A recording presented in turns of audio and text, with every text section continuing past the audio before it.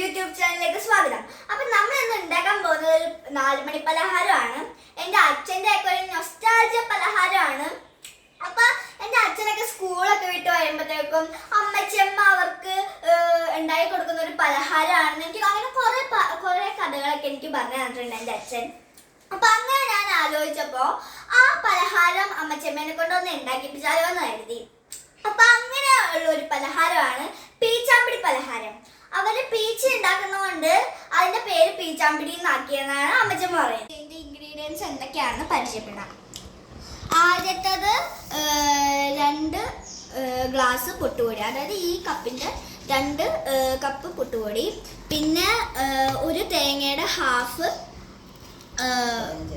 ചിരണ്ടിയത്. പിന്നെ 10 അല്ലി വെളുത്തുള്ളി. പിന്നെ 1 ടീസ്പൂൺ ജീരകം. പിന്നെ ആവശ്യത്തിന് ഉപ്പും നമ്മളിവിടെ എടുത്തിട്ടുണ്ട്. അപ്പം നമുക്ക് നേരെ ഇത് ഉണ്ടാക്കാൻ പോവാം.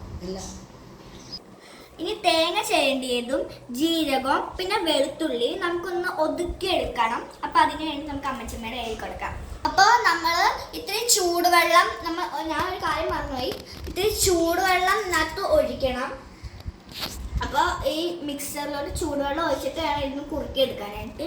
ഇനി നമ്മൾ ഇത്തിരി ഉപ്പ് ഇടുന്നുണ്ട് ഇതിനകത്ത്.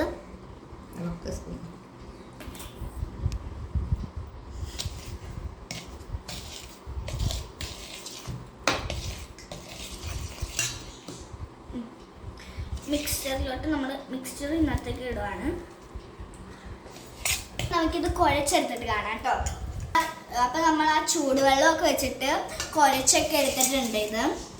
അപ്പം നമ്മളിത് പീച്ചാമ്പിടി എന്ന് പറയുമ്പോഴത്തേക്കും നമ്മളിങ്ങനെ ഇതിൽ നിന്ന് ഒരു പീസ് എടുത്തിട്ട് ഇതുപോലെ പീച്ചെടുക്കും. അതിനെ പറയുന്നതാണ് പീച്ചാമ്പിടി. അപ്പം നമ്മളിങ്ങനെ ഓരോന്നായിട്ട് നമുക്ക് പിടിയാക്കി വെച്ചിട്ടുണ്ട്. ഇനി നമ്മൾ ഇത് ആവിയിൽ വേവിച്ചെടുക്കും. അപ്പോൾ ഗായ്സ്, ഇവിടെ നമ്മുടെ പീച്ചാമ്പിടി റെഡിയായിട്ടുണ്ട്. അപ്പം നമുക്കിത് കഴിച്ചു നോക്കാം. കിട്ടണില്ല, എന്നൊരു ചെറിയ പീസ് എടുക്കുന്നുണ്ട്.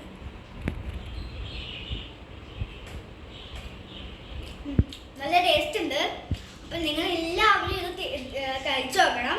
എന്നിട്ട് എങ്ങനെയുണ്ടെന്ന് പറയണം. പിന്നെ ഇത് നിങ്ങൾക്ക് കറിയുടെ കൂടെയും കഴിക്കാം, അല്ലെങ്കിൽ വെറുതെ കഴിക്കാവുന്ന കേട്ടോ. അപ്പം tata, bye bye, see U.